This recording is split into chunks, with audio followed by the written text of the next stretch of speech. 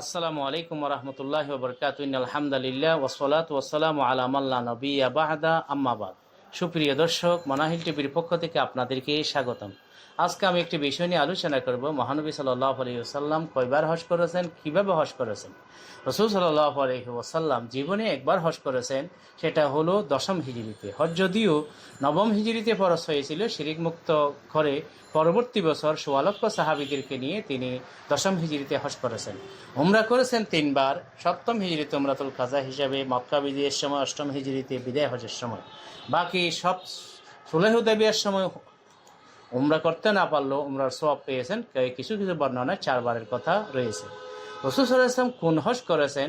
বিশুদ্ধ মতে তিনি হজ্জে কেরান করেছেন এবং হজ্জে তামাত্তুকে পছন্দ করেছেন। তাই হানাফিদের মতে কিরান উত্তম।